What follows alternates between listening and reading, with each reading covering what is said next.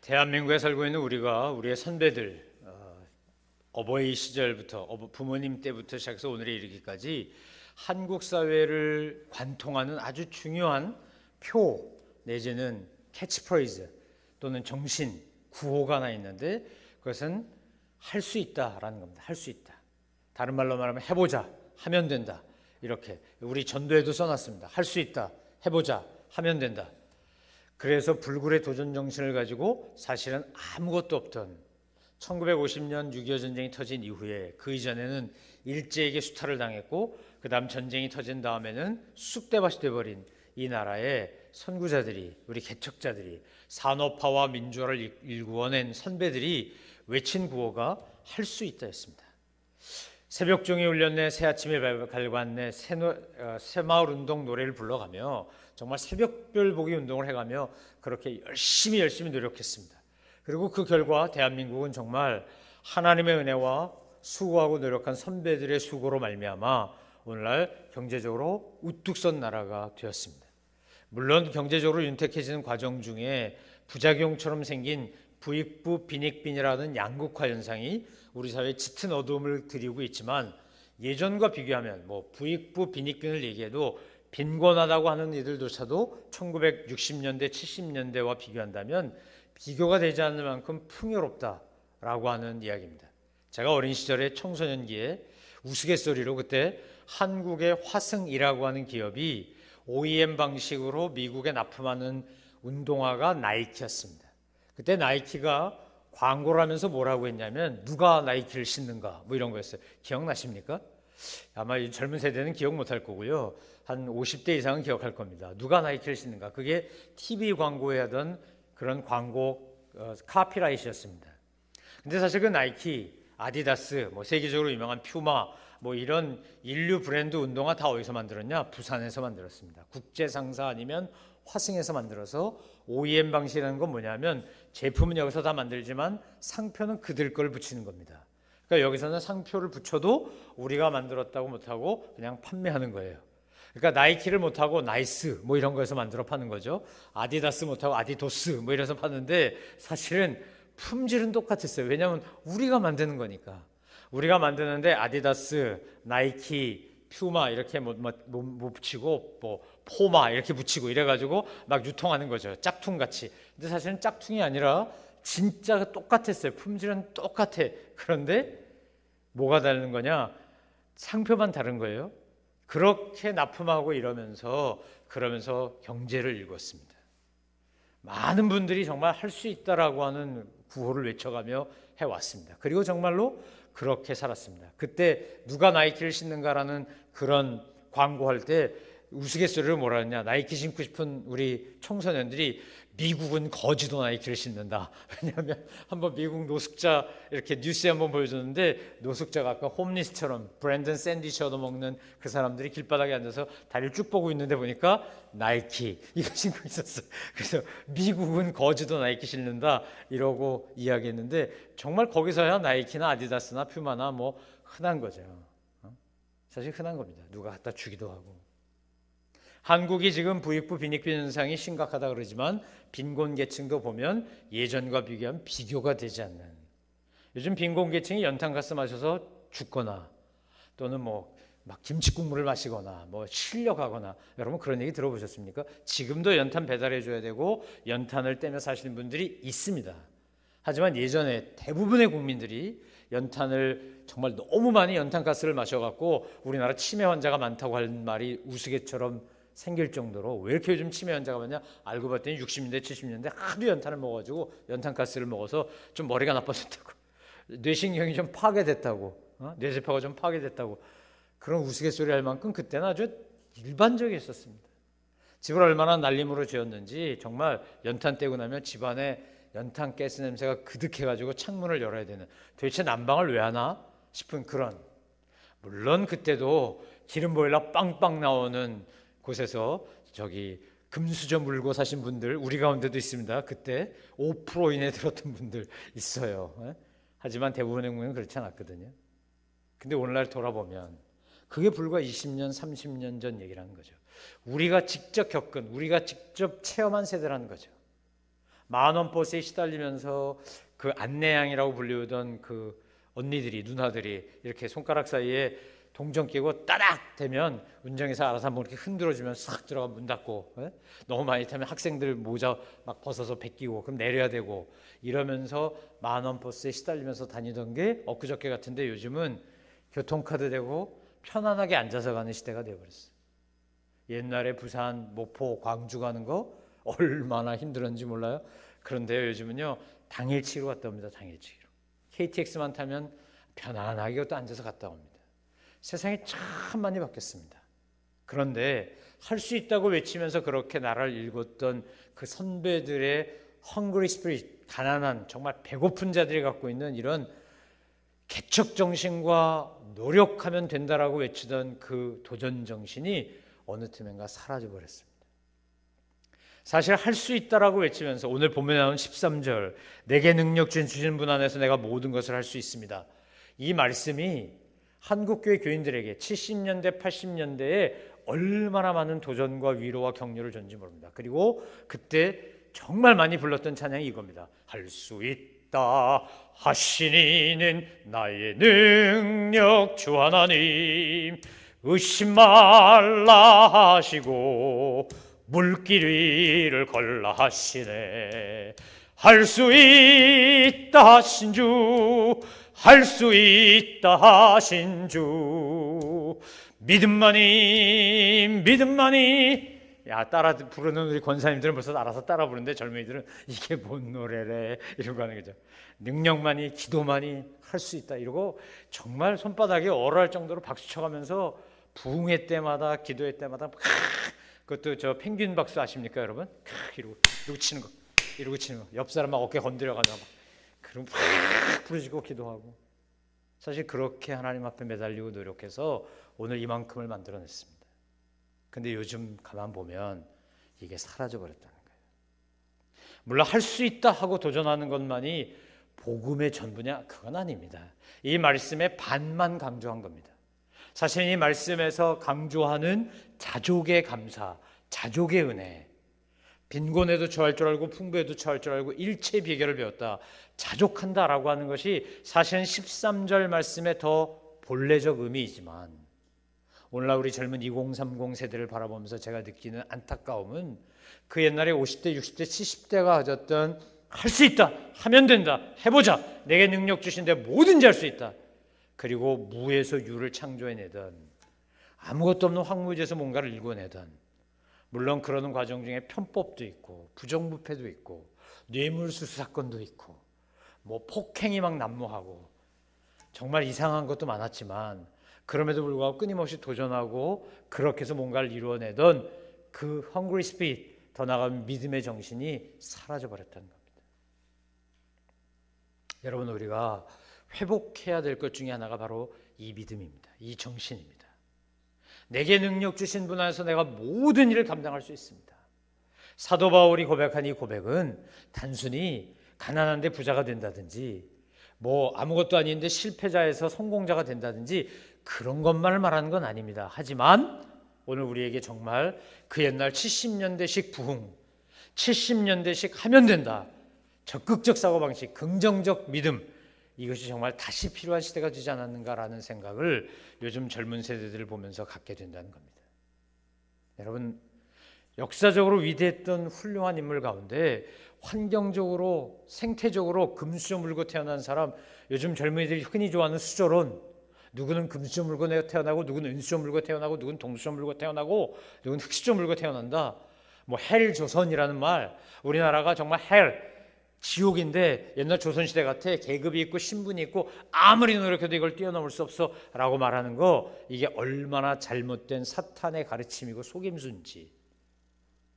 여러분, 제가 오늘 칼럼에도 썼지만 미국 사람들이 가장 존경하는 대통령, 미국 제16대 대통령 에브라임 링컨은 정말로 무식하고 가난하고 아무것도 갖지 못한 아버지와 어머니 밑에서 태어났습니다. 그 생모는 미혼모의 딸이었습니다. 아버지는 가난한 농사꾼이었고요. 가진 게 없었고 배운 게 없었습니다. 그리고 계모 밑에서 컸습니다. 8살에 어머니가 돌아가셨고, 그리고 9살이 될 때 돌아가셨고, 새어머니가 10살 때 들어와서 새어머니 밑에 소위 말해서 눈칫밥 먹으며 살아야 되는 그런 환경에서 컸습니다. 바로 그 에브라함 링컨이. 그런데 그 가정, 에브라함 링컨의 가정이 어떤 가정이었냐? 믿음의 가정이었습니다. 신앙인의 가정이었어요. 침례교인들이었고요. 그래서 그들이 에브라함 링컨에게 너무 가난해서 학교를 못 보낼 때도 있었는데 그때 뭐 했냐면 성경 갖다 놓고 필사라 그랬습니다. 성경 놓고 필사. 돌아가신 생모는 성경을 읽고 또 읽고 읽고 또 읽으라 그랬습니다. 우리가 잘 아는 것처럼 에브라함 링컨이 국회의원 선거 나오면 떨어지고 도지사 선거 나오면 떨어지고, 우리 같으면 이제 도지사죠. 거기는 주 수상인데 다 떨어지죠. 계속 떨어집니다. 그가 성공한 건 딱 한 번 대통령 된 겁니다. 대통령 되기 전까지 그는 수없이 실패를 경험합니다. 대통령 되니까 어떻게 됐습니까? 남부군이 연합군을 만들어가지고 그래가지고 그때 제퍼슨 데이비스라는 사람을 자기들이 대통령으로 뽑아갖고 남과 북이 쫙 갈라졌습니다. 왜요? 에브라함 링컨이 흑인을 해방시켜야 된다고 했어요. 그의 신앙 10계명에 뭐라고 되어 있냐? 그가 스스로 정한 신앙 10계명에 이렇게 되어 있습니다. 나는 하나님 앞에서 우리 모두는 자유하며 평등하다고 믿는다. 성적인 차이, 계급적 차이, 인종적 차이, 출신 성분의 차이는 아무 상관이 없다. 하나님 앞에서 누구나 다 평등하다. 왜요? 성경이 뭐라고 말합니까? 종이나 자주자나 헬라인이나 유대인이나 남자나 여자나 가난한 사람이나 부유한 사람이나 모든 사람이 다 뭐라고요? 하나님 앞에서 한 자녀라고요. 빌레몬에게 보낸 편지에 오네시모를 뭐라 말합니까? 오네시모는 빌레몬 주인에게 사고치고 뭐 훔쳐가지고 도망간 그런 나쁜 종이죠. 그런데 빌레몬에게 편지를 보내면서 뭐라고 얘기해요? 형제로 받아들이라는 거예요. 형제로 받아들이라. 여러분, 그게 기독교입니다. 그게 우리가 믿는 진리예요.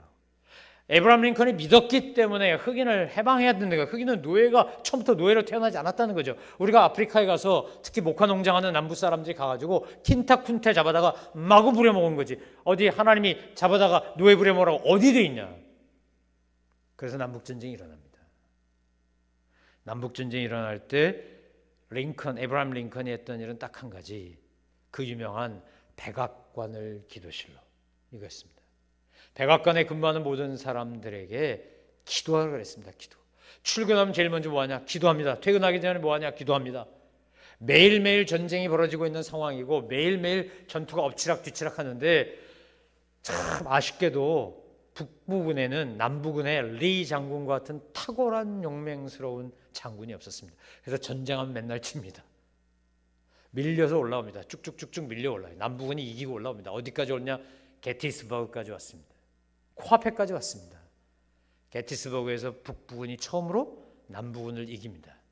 그때 전쟁이 치열했는데 그 전쟁이 끝난 다음에 전쟁이 끝난 건 아니고 전투가 끝난 다음에 에브라함 링컨이 가서 외친 유명한 연설이 바로 겁니다. By the people, for the people, with the people. 국민에 의한, 국민을 위한 국민의 정부. 우리가 세우고자 하는 리퍼블릭, 우리가 세우고자 하는 공화국은 국민에 의한, 국민을 위한, 국민에 의한 정부입니다. 이게 그의 유명한 연설입니다. 게티스버그 연설. 우리가 에브라함 링컨을 기억할 때 오늘 브랜든 포스터라고 하는 한 소년을 보여주었지만 사람들이 얼마 시간이 남았냐, 뭘 가졌냐, 내가 무엇을 할 수 있느냐. 브랜든 포스터가 자기 엄마한테 2주 동안 뭘 하고 싶니? 마지막 소원이 뭐냐라고 할 때 내가 병원에 다니면서 봤던 저 홈리스, 노숙자들, 저들에게 샌드위치 주고 싶어요 라고 말할 때 그렇게 방송까지 방영이 돼가지고 TV에까지 연결돼가지고 그렇게 막 대형 푸드트럭이 오고 막 이래가지고 사람들이 샌드위치를 싸서 3,500명을 2주 동안 공급할 거라고 상상 못했을 겁니다. 여러분, 내게 능력 주신 분에서 내가 모든 일을 감당할 수 있다는 이 믿음의 고백이 저는 오늘 저와 여러분의 평생의 신앙 고백 되시기를 주의 이름으로 축원합니다. 여러분에게 문제가 있습니까? 여러분에게 연약함이 있습니까? 여러분에게 상처나 아픔이 있습니까? It's okay. 아무 상관없다는 겁니다. 여러분 과거에 실패하셨습니까? 가정적으로, 사업적으로, 경제적으로, 인간적으로, 인격적으로, 영적으로 여러분이 돌아보면 부끄럽고 창피하고 지우겠다면 지워버리고 싶은 것들이 있습니까? It's okay. 괜찮다는 거예요. 하나님이 내게 주신 능력 안에서 우리는 모든 것을 할 수 있습니다. 믿으시기를 주의 이름으로 축원합니다. 사도 바울에게서 가장 부끄러운 과거는 뭐겠습니까? 가장 지우고 싶은 과거는 사탄이 그걸 끊임없이 사도 바울을 공격했을 겁니다. 그것은 스데반이 돌에 맞아 죽을 때 자기가 스데반의 옷을 잡았다는 거예요. 바꿔 말하면 이것은 내가 저 사람을 죽이고 저 핏값을 내가 책임진다는 얘기입니다. 나는 살인자라는 거죠. 난 살인자. 네가 스데반을 죽인 네가 뭐 예수를 그리스도로 믿으라고 전도하고 다녀? 전도여행을 다녀? 선교여행을 다녀? 네 주제에 너는 사람 죽이고 예수 잘 믿던 스데반 죽이는데 앞장섰던 이 나쁜 놈아, 네가 사람 죽여놓고 이제 와서 뭐 사도라고? 예라. 이 사탄이 끊임없이 그렇게 바울을 공격하지 않았겠습니까? 사도 바울이 뭐라고 고백합니까? 지금 본문에서 내게 능력 주신 분 안에서. 여러분, 세상의 긍정적 사고, 적극적 사고 방식과 기독교가 말하는 긍정적이고 적극적인 것의 차이는 바로 이겁니다. 내게 능력 주신 분 안에서. In Jesus Christ. 내가 예수 그리스도 안에서. 내가 주님 안에서 내가 모든 것을 할 수 있는 겁니다. 여러분, 이것은 성공만을 말하지 않습니다. 아니, 영적인 성공을 의미합니다. 내가 주님 안에서 순교할 수 있고, 내가 주님 안에서 감옥에 갈 수 있고, 내가 주님 안에서 매 맞을 수 있고, 내가 주님 안에서 왕따 당할 수 있고, 내가 주님 안에서 상처와 아픔을 평생 끌어안고 동반자처럼 살 수 있다는 겁니다. 왜요? 그분이 내게 능력을 주시니까. 아멘. 아멘. 우리는요, 내게 능력 주신 분 안에서 내가 모든 걸 할 수 있다. 그래, 내가 가난하다가 막 부자가 되는 거지. 내가 변두리 인생 살다가 중심부에 가 사는 거지. 깃발 날리는 거지. 사람들이 날 보고 와 하는 거지 뭐. 이건 반쪽 복음이에요. 이건 가짜 복음이에요. 정말 예수님 때문에 내게 능력 주신 분이 있었기 때문에 토마스 선교사 나와서 대동강에서 목이 잘려 죽었습니다. 순교 현장이 있을 수 있었습니다. 내게 능력 주신 분이 있었기 때문에 아펜젤러가 그렇게 조선인 바다에서 빠진 사람 건지다가 물에 빠져 익사했습니다. 내가 모든 것을 감당할 수 있습니다.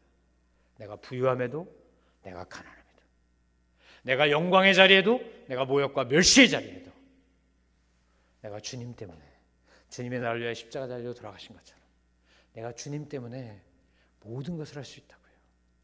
사랑하는 성도 여러분, 여러분이 꼭꼭 숨겨놓고 있는 상처들, 아픔들, 고통들, 그거 왜 자유하게 못 풀어놓는 줄 아십니까? 내가 이렇게 하면 사람들이 나를 이상하게 보거나 나를 왕따시키거나 나를 갖다가 삐딱하게 보거나 한심하게 보거나 또는 치근하게 보거나 이게 못 견디는 겁니다. 근데 우리 주님이 십자가 달려 돌아가실 때 사람들은 침뱉었고 조롱했고 멸시했고 모욕했습니다. 십자가에서 그 모든 것을 다 감당하신 주님이 우리의 모욕과 조롱과 멸시와 천대와 왕따와 이걸 다 하시는 주님이 우리의 그 상처를 끌어안아 주시고 위로하시고 용기를 주시고 그리고 주님 안에서 우리를 회복시키시는 능력의 주님이심을 믿으시기 바랍니다.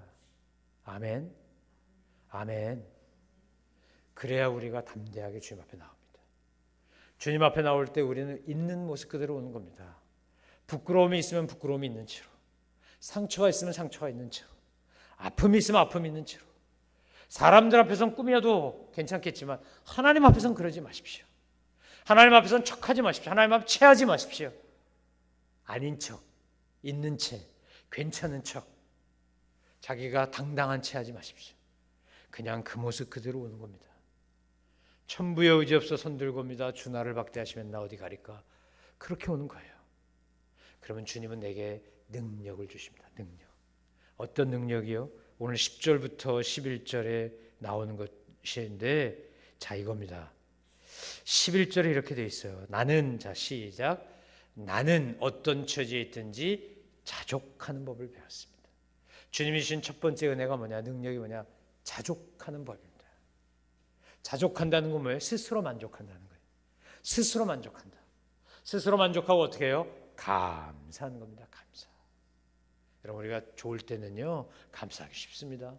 돈도 많고 일도 술술 풀리고 뭐든지 하면 척척 되고 그런데 꼬이기 시작하고 안 되기 시작하고 내가 아무것도 가진 게 없고 미래는 불안하고 여전히 나를 괴롭히고 있는 것들은 그것이 질병이든 인간관계든 경제적인 것이든 뭐가 됐든 그것이 나로 하여금 힘들게 만들고 나를 지치게 만들고 그것 때문에 막 앞으로 나아가다가 멈칫멈칫 서게 만들고.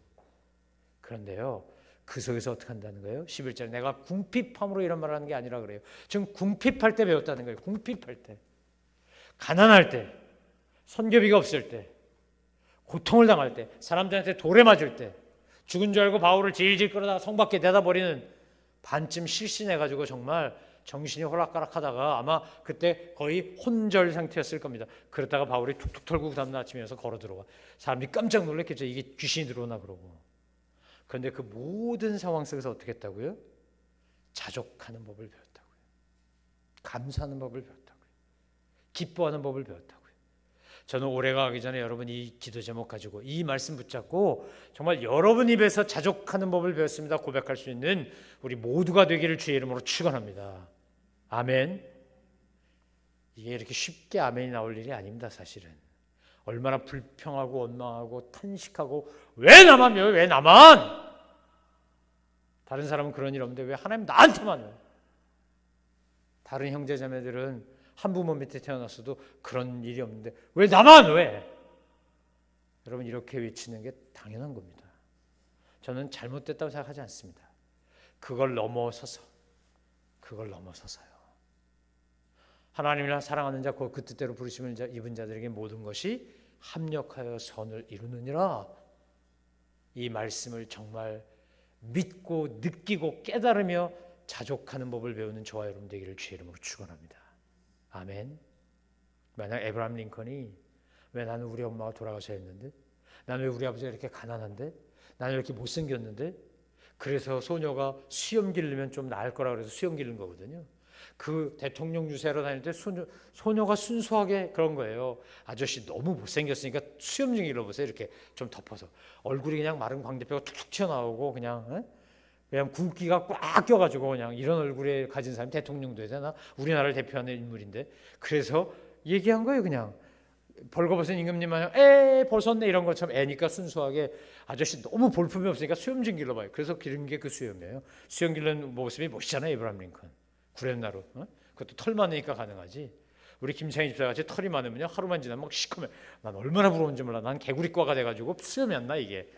맨들맨들해. 그래서 털 많은 저 털복숭이들을 보면요 얼마나 부러운지 몰라. 얼마나 좋을까. 당사자들은 얼마나 그렇겠어. 맨날 깎아야 되는데. 우리 김성령 집사 은성이 만지는 거 봐라 이제. 깎아야 되잖아 이렇게. 그런데 저같이요 털이 많이 안 난 사람 너무 부러워. 하나님이요 이런 사람은 이래서 행복하고 저런 사람은 저래서 행복해. 저는 열심히 면도질 안 해도 되니까 간단해. 아주 간단해. 면도 그냥 씩 한번 돌리면 끝. 얼마 나지도 않아. 그거 감사해야죠. 털 많이 나는 분들은 야 멋있는 털버저씨가 될 수 있으니 감사해야지. 자족한다는 게 뭘까요? 감사하는 겁니다. 감사. 소녀가 그 얘기를 해준 거, 그래? 야 괜찮겠는데? 그리고 에브라임 링컨이 수염 길렀는데 사람들이 보기 좋다 그러니까 그 소녀에게 무한히 감사했죠. 아저씨의 부족한 점을 잘 얘기해서 고마워. 아저씨가 나중에 대통령 되면 화이트하우스 백악관으로 초대할게. 뭐 그랬는지. 링컨의 일대기에 보면 그 소녀를 불렀다고 돼 있거든요. 그 소녀를 불렀다. 백악관으로 초대했대요. 여러분 우리에게 주어진 것들이 때론 내가 원하지 않은 것일 수도 있어요. 내가 기대하지 않은 것일 수 있어요. 내가 소망하는 것과 다를 수 있어요. 그럼에도 불구하고 여러분 뭐 하시라고요? 자 11절 나는 시작 나는 자 같이 읽어요. 같이. 이거 굉장히 중요한 거예요. 딴짓하지 말고 말씀 들을 때 딴짓하면 안 돼. 자 나는 시작 나는 안 자족하기로 한 사람들 같아. 큰 소리로 시작 나는 이거보다 10배 크게요. 이게 내가 선포하는 거예요. 내가 선포하는 거 스스로에게 시작 나는 어떤 처지에 있든지 자족하는 법을 배웠습니다. 배울 겁니다가 아니에요. 배웠습니다예요. 배웠습니다. 여러분 정말 그렇게 고백할 수 있는 여러분 되기를 주님의 이름으로 축원합니다. 우리의 삶에 찾아온 고통, 우리의 삶에 찾아온 실패, 우리의 삶에 찾아온 어려움들, 시행착오들, 이걸 통해 하나님이 우리에게 주시고자 하는 선물이 뭐라고요? 자족하는 법을 배우는 거예요. 작은 것에 감사할 줄 아는 거예요. 정말 배려해주고 이해해주고 공감을 일으키고 요즘 우리 꼬마가 응답하라 1988을 너무 열심히 보더라고. 응팔. 걔가 이게 뭔데 이렇게 열심히 보나. 그래갖고 왜 그 재방송 있잖아요. 재방송 해줄 때 제가 한번 봤어요. 아, 이거 열심히 보는 이유를 알겠다. 그 한 2편 봤는데 제가 연달아서 2편 한번 보니까요. 아, 울리는 게 있어. 사람을 울려. 감정선을 탁 건드려. 그런데 그 작가가 누군지 모르겠지만 감정선을 건드리는데 보면 그것은요, 아주 사소하고 작은 것에서 전해지는 따뜻한 사랑이에요. 배려예요. 수학여행 가야 되는데 돈 꿔야 되는데 너무 돈이 없어 맨날 꾸러 다니, 10,000원 2만원 꾸러 다니는데 차마 말이 안 나와. 그래서 윗집에 가서 고구마 드세요 그러고 그냥 내려오는 거예요. 빈손으로. 내일 우리 딸이 수학여행 가는데 용돈 줘야 되는데, 그리고서 이제 다 포기하고 있는데 내려와요. 윗집 아줌마가. 누구야? 이러면서. 아, 우리 친정에서 뭐 보냈는데 이것 좀 먹어봐. 그리고 먹으려고 딱 보는데 거기에 봉투가 있어. 이렇게. 누구 수학여행하는데 이거 용돈 보탰어라. 자기한테 올라온 이유를 아는 거지. 근데 그동안 꾼 돈이 많으니까 차마 말을 못하는 거예요. 덮고달라고. 그래서 말도 못하고 내려간 거 다 아는 거야. 그리고는 내려가서 먹을 거 사이에다가 봉투 하나 넣어서 주는 거예요. 그 마음 알고. 이야, 제가 그거 보면서 이 작가 누군지 신통방통하네. 어떻게 이렇게 잘 알지? 여러분, 우리가 진심으로 감사할 때는 언제인 줄 아십니까? 많은 것이 넘쳐날 때가 아닙니다. 정말 내가 벼랑 끝에 서 있을 때 누군가 내 손을 잡아주는 거죠. 누군가 나를 위해서 백허그 해주는 거예요. 뛰어내리지 말라고. 끝이 아니라고. 길이 있다고. 내일도 태양은 뜬다고. 제가 좋아하는 바람과 함께 사라지라는 소설에서 작가가 말한 게 뭡니까? 맨 마지막 문장. 남북전쟁에서 패한 남북은 대저택을 가지고 있고 큰 농장을 가지고 있던 집안의 딸이었던 그 작가가, 마거렛 미첼이 쓴 마지막 표현이 Tomorrow, sun rise again. 내일도 태양은 뜬다 했어요. 내일도 태양은 뜬다. 여러분, 오늘 우리가 하나님 앞에서 정말 자족하는 법을 배우면 저절로 뭐 한다는 겁니까? 모든 형편에 처하는 법을 배웁니다. 12절 같이 봅니다. 12절 시작. 나는 궁핍에 처할 줄도 알고 풍부에 처할 줄도 압니다. 나는 배부르든 배고프든 풍족하든 궁핍하든 모든 형편에 처하는 비결을 배웠습니다. 내게 능력 주신 분 안에서 내가 모든 것을 할 수 있습니다. 모든 일을 감당할 수 있습니다. 하나님이 여러분에게 주신 모든 상황 속에서 어떤 상황이든지 모든 상황 속에서 정말 자족하며 감당할 줄 아는 믿음의 사람, 할 수 있다 외치며 주님과 함께 동행하는 저와 여러분 되시기를 주님의 이름으로 축원합니다.